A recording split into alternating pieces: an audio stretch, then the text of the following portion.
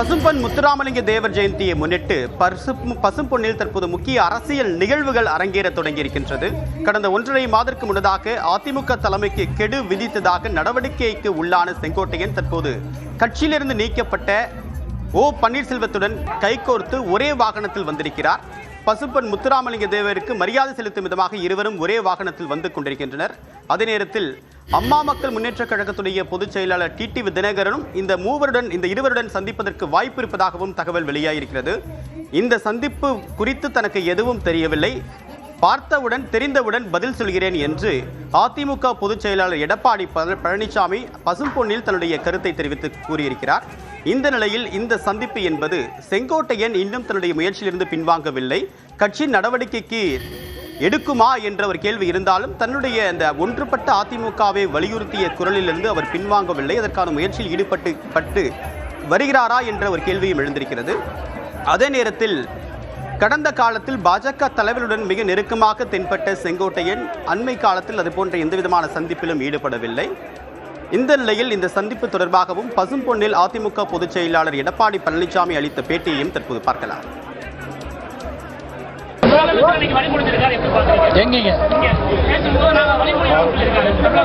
இது ஒரு உயர்ந்த இடம். தேவரையா என்பது அனைத்து மதத்தை சார்ந்தவருக்கும் ஜாதி சார்ந்தவருக்கும் பொதுவானவர், தேசபக்தி மிக்கவர், தேசத்துக்காக பாடுபட்டவர், மக்களுக்காக பாடுபட்டவர். அப்படி இருக்கின்ற ஒருவருக்கு அனைவரும் புகழ் சேர்ப்பது பெருமைக்குரியது.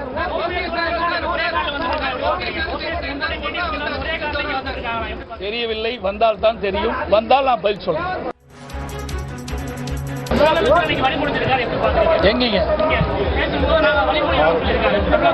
இது ஒரு உயர்ந்த இடம்.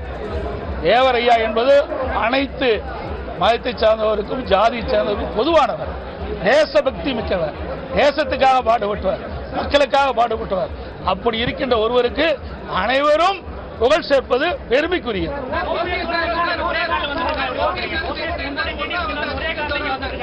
தெரியவில்லை, வந்தால் தான் தெரியும், வந்தால் நான் பதில் சொல்றேன்.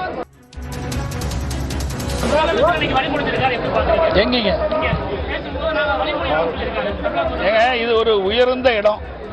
தேவரையா என்பது அனைத்து மதத்தை சார்ந்தவருக்கும் ஜாதி சார்ந்தவருக்கும் பொதுவானவர், தேசபக்தி மிக்கவர், தேசத்துக்காக பாடுபட்டவர், மக்களுக்காக பாடுபட்டவர். அப்படி இருக்கின்ற ஒருவருக்கு அனைவரும் புகழ் சேர்ப்பது பெருமைக்குரியது. அடுத்தாக விமர்சகர் திரு பொன்ராஜ் நம்முடன் இணைகிறார். சார் வணக்கம். ஓ பன்னீர்செல்வத்துடன் செங்கோட்டையன் இணைந்திருக்கிறார். இன்னைக்கு பசும்பொன்னுக்கு 2 பேருமே ஒரே வாகனத்தில் வரக்கூடிய காட்சியில பார்க்க முடியுது. இந்த இருவருடைய கைகோர்ப்பு சொல்லக்கூடிய அரசியல் செய்தி என்ன? இது அடுத்ததாக யாருக்கு சாதகமாக மாறும், யாருக்கு பாதகமாக மாறக்கூடிய வாய்ப்பு இருக்கு? ஒருங்கிணைப்புக்கான முன்னெடுப்பை திரு ஓபிஎஸ் அவர்கள் ரொம்ப நாளா பண்ணிட்டு இருக்காரு. ஆனா அதுல முன்னேற்றம் ஏற்படல. திரு செங்கோட்டையன் அதற்கான முயற்சி எடுத்தார். இடையில சுணக்கம் ஏற்பட்டது. இப்பொழுது இருவர் சந்தித்து பசும்பொன் முத்துராமலிங்க தேவருடைய ஜெயந்திக்கு அவர்கள் செல்கிறார் என்பது அவர்களுக்கிடையே ஒரு அண்டர்ஸ்டாண்டிங்கை உருவாக்கும் என்றுதான் நினைக்கிறேன். இது எந்த அளவிற்கு இது அதிமுகவோடு ஒருங்கிணைக்கக்கூடிய வாய்ப்பை ஏற்படுத்துமா, இல்ல அதிமுகவிலிருந்து பிரிந்து எடப்பாடிக்கு எதிரான இன்னொரு பிளவை ஏற்படுத்துமா என்பது செங்கோட்டையன் ஓபிஎஸ் அவர்களது தீவிர செயல்பாடுகளை பொறுத்து தான் அமையும். இது எந்த அளவுக்கு இவர்கள் நிகழ்ச்சிக்காக சந்தித்தது போலதான் தெரிகிறது. இது ஆக்கப்பூர்வமா எடுத்து சென்று ஒருங்கிணைக்கக்கூடிய ஒரு வாய்ப்பு ஏற்பட்டால் அதிமுகவுக்கு நல்லது. அப்படி இல்லை என்று சொன்னால் அது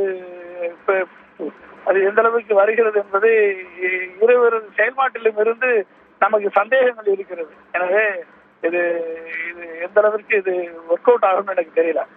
செங்கோட்டையனுடைய சந்திப்பு இந்த நிகழ்ச்சிக்காக அப்படின்னா, ஆனால் அந்த நிகழ்வின் மூலமாக கட்சி தலைமைக்கு எதிராக தான் இருக்கிறத அந்த சந்திப்பு உறுதிப்படுத்தலையா? ஏன்னா ஓபிஎஸ் கட்சியிலிருந்து நீக்கப்பட்டவர், ஆனால் அது நீக்கப்பட்டவரோடு தன்னை அடையாளப்படுத்தி கொள்வதன் மூலமாக தன்னுடைய முயற்சியில் நான் இன்னும் தொடர்ந்து கொண்டுதான் இருக்கிறேன் என்ற ஒரு செய்தியை கட்சி தலைமைக்கு சொல்லலையா? கட்சியுடைய தலைமைக்கு இது என்ன எப்படி இது புரிந்து கொள்ளும்?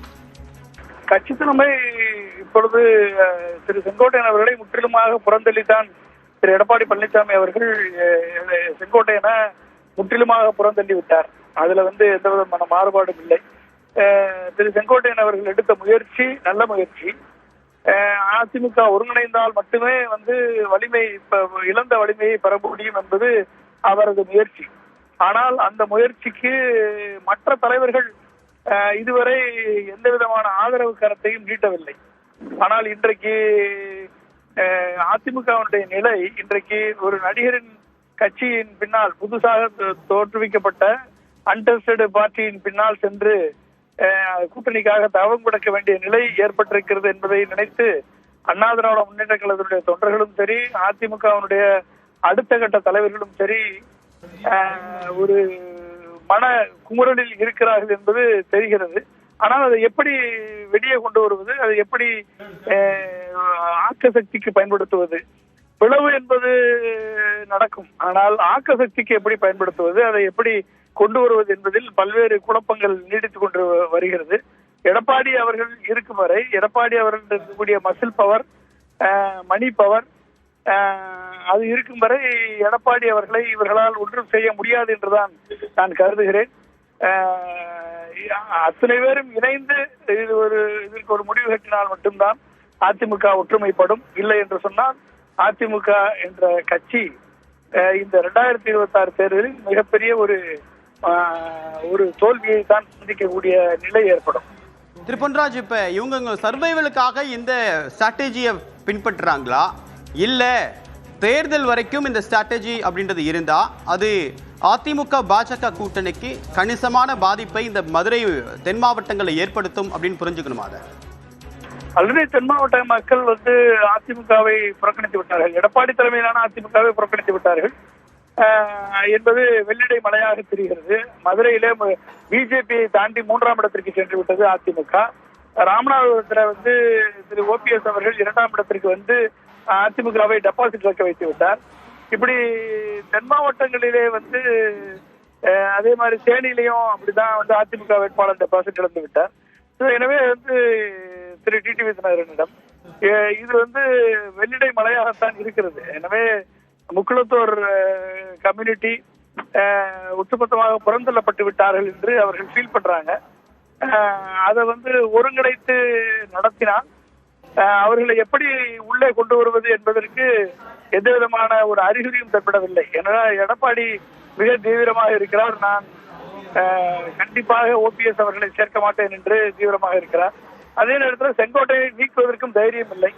ஏனென்று சொன்னால் செங்கோட்டையனுக்கு ஒருவேளை பிஜேபியினுடைய ஆதரவு இருக்குமோ என்ற ஒரு அச்ச உணர்வு, ஒரு பய உணர்வு திரு எடப்பாடி அவர்களுக்கு இருக்கும் என்றுதான் கருதுகிறேன். எனவே ஒருங்கிணைக்கக்கூடிய வழிகளை திரு செங்கோட்டையன் முன்னெடுக்க ஆரம்பித்திருக்கிறார் என்றுதான் கருத வேண்டியிருக்கிறது. இது எந்த அளவுக்கு வெற்றி பெறும் என்பது அவர் தீவிரத்தை பொறுத்து. அவர் எப்பயும் போல சொல்லிட்டு 10 நாளுக்கு பிறகு டைம் கொடுத்துட்டு அவரு பேசாம செவனேன்றபடி இருந்தாருன்னா அது நடக்காது, ஒன்றும் நடக்காது. அது ஆக்கப்பூர்வமாக இது கருத்துக்கள் பரிமாறப்பட வேண்டும். தொண்டர்கள் மட்டத்தில் இந்த கருத்துக்கள் பரிமாறப்பட்டு இந்த தொண்டர்கள் மட்டத்தில் ஒரு ஒருங்கிணைப்புக்கான முன்னெடுப்பு எடுத்தால் மட்டும்தான் இதற்கு ஏதாவது சாத்தியம் உண்டு. இல்லை என்று சொன்னால் இது பிளவுக்கு மேல் பிளவு என்றுதான் போகுமே ஒழிய அது பிஜேபிக்கு பலன் கொடுக்குமே ஒழிய அதிமுகவுக்கு பலன் கொடுக்காது.